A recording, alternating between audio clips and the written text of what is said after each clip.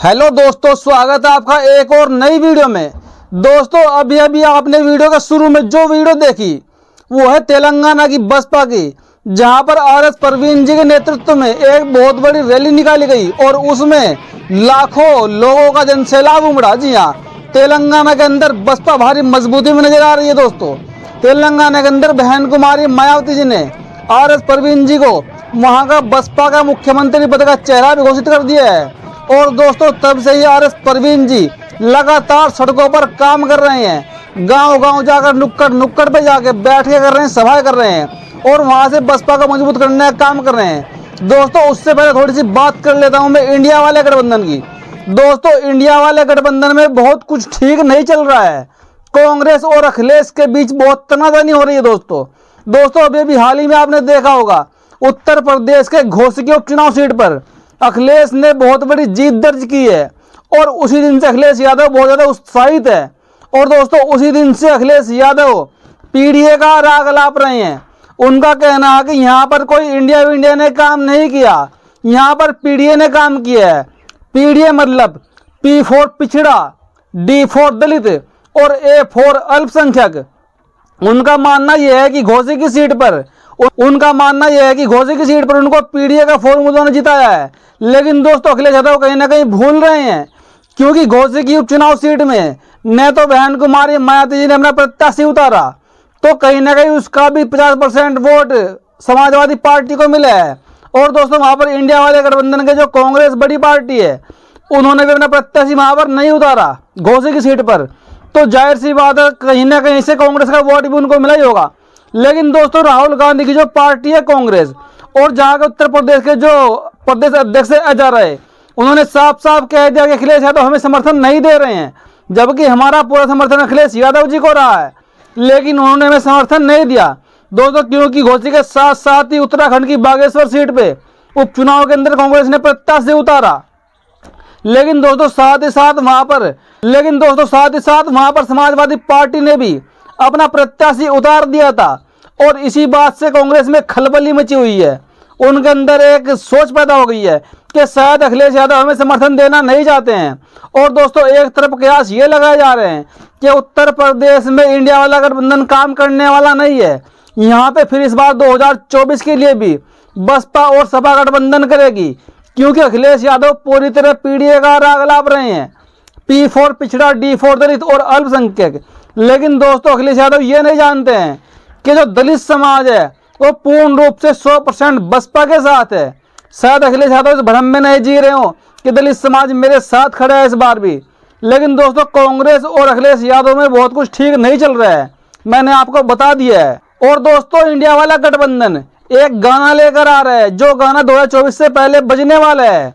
और दोस्तों अखिलेश यादव की ये मंशा सामने आ रही है कि वो गाना नहीं बजे इस चुनाव में, क्योंकि उस गाने के बोल कहीं ना कहीं अखिलेश यादव को पसंद नहीं आ रहे हैं दोस्तों।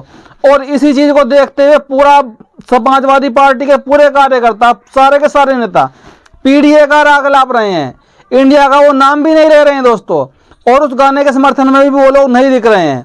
तो दोस्तों तमाम ऐसी खबरें निकल कर आ रही है जिससे कि इंडिया वाले गठबंधन में दरार पड़ने की संभावना पड़ रही है। और दोस्तों एक तरफ बसपा के जो सांसद है मलूक नागर जी, उन्होंने साफ साफ बयान दे दिया है कि सुन लीजिए आप इस बयान को। यूपी जिसकी है देश उसका है और यूपी उसकी है जहां पे हम खड़े हैं। हालांकि कुमारी बहन मायावती जी कह चुकी हैं हम तो चुनाव बिल्कुल अकेले और एकदम अकेले लड़े। दोस्तों आपने बयान सुन लिया, मलूक नागर जो कि बसपा के सांसद है, उन्होंने साफ साफ कहा कि बीएसपी अकेले चुनाव लड़ने जा रही है। लेकिन दोस्तों मैं आपको बता दूं, यह बसपा का आखिरी फैसला नहीं है, ये अंतिम फैसला नहीं है, क्योंकि दोस्तों अभी 2024 का चुनाव 8 महीने दूर है। उससे पहले न जाने कितने दल बदल जाएंगे, कितने नेता अफरा तफरी करेंगे, एक दूसरे की पार्टी में एंट्री मारेंगे, पार्टी से इस्तीफा देंगे। उससे पहले बहुत कुछ होने वाला है दोस्तों। इंडिया वाला गठबंधन पता नहीं दोस्तों एनडीए को हराने के लिए बना है या फिर एनडीए को जिताने के लिए, क्योंकि एक तरफ जो अखिलेश यादव सोच रहे हैं कि मैं पीडीए के दम पर ही, पीडीए का फॉर्मूला लगाकर ही इंडिया वाले गठबंधन से एनडीए को हरा दूंगा। दोस्तों क्या ये ऐसा पॉसिबल हो सकता है? अगर दोस्तों बहन कुमारी मायावती जी इंडिया वाले गठबंधन में नहीं जाए तो क्या इंडिया वाला गठबंधन बीजेपी को हरा पाएगा? ये एक बहुत बड़ा सवाल है। और फिर क्या अलग पीडीए एनडीए को हरा पाएगा? ये एक बहुत बड़ा मुद्दा है दोस्तों। अब बात कर लेते हैं तेलंगाना की, जहां पर बसपा की एक बहुत बड़ी रैली हुई और जिसका नेतृत्व किया आर एस परवीन जी ने। जो आर एस परवीन वहां के बसपा के मुख्यमंत्री पद का चेहरा है, एक बहुत बड़े नेता के रूप में उभर कर आ रहे हैं। और दोस्तों वहां पर लोगों की इतनी सैलाब उठाया उनकी भीड़ में कि वहां की सरकार को थामना भारी पड़ गया दोस्तों एक खबर तो आपने बहुत ज्यादा सुन ली होगी अभी तक, क्योंकि इंडिया वाले गठबंधन की तरफ से जो एक लिस्ट जारी की गई थी उन 14 एंकरों की, जिनकी डिबेट में इंडिया वाले गठबंधन की तरफ से फरमान जारी हो चुका है कि इंडिया वाले गठबंधन की तरफ से कोई भी नेता, कोई भी प्रवक्ता इनकी डिबेट में नहीं जाएगा, इनके कैमरे पर, इनके माइक पर नहीं जाएगा, क्योंकि ये लोग गोदी मीडिया है, इनका बहिष्कार कर चुका है इंडिया वाला गठबंधन। इन 14 का 14 एंकरों का पूरा बहिष्कार कर चुका है इंडिया वाला गठबंधन। और दोस्तों अभी एक खबर और आ रही है कि इंडिया वाला गठबंधन अब इसके बाद दूसरी लिस्ट भी जारी करने वाला है। और दोस्तों उसमें किस किस के नाम हो सकते हैं यह बात आप भी कहीं ना कहीं जानते हैं। लेकिन दोस्तों आपको मैं एक सबसे बड़ी बात बता दूं, देश में जो सबसे दो बड़ी पार्टियां है, एक कांग्रेस, एक बीजेपी। दोस्तों कहीं ना कहीं बीजेपी के भी अपने पत्रकार हैं, अपने चैनल है, और कहीं ना कहीं कांग्रेस के भी अपने पत्रकार, अपने चैनल है। आपने देखा होगा कुछ चैनल तो बीजेपी का काम करते हैं और कुछ चैनल करते हैं कांग्रेस का काम। लेकिन दोस्तों जो समाज में और पार्टी है, जैसे बसपा हो गई, सपा हो गई, एनसीपी हो गई, जो पिछड़े समाज की पार्टियां हैं, इनके पास अपना एक भी चैनल नहीं है दोस्तों। लेकिन दोस्तों 2015 के बाद से जैसे देश में 5G की सुविधा आई है, जब से देश में 4G का नेटवर्क आया है, उस दिन के बाद से सोशल मीडिया पर इनका इक्का दुक्का पत्रकार, उनकी पहुंच भी इतनी नहीं है, वो कहीं ना कहीं आवाज उठा रहे हैं, जिनको नाम दिया गया है बहुजन मीडिया, यानी कि सोशल मीडिया ही बहुजन मीडिया है। तो दोस्तों कहीं ना कहीं देश में दो ही सबसे बड़ी पार्टी है और दोनों के लिए एक वाक्य है जो मान्यवर काशीराम जी ने कहा था कि एक सांपनाथ है तो एक नागनाथ है। दोस्तों दोनों की दोनों पार्टियां SC ST OBC के हकों को डसने का काम करती है। तो उन्होंने साफ साफ बड़े शब्दों में कहा था कि एक सांपनाथ, एक नागनाथ, आपको इनसे बच के रहना है। अगर आपको अपने सारे हक लेने हैं और सारे हक आपको मिल जाए तो आपको केंद्र में अपनी सत्ता बिठानी होगी।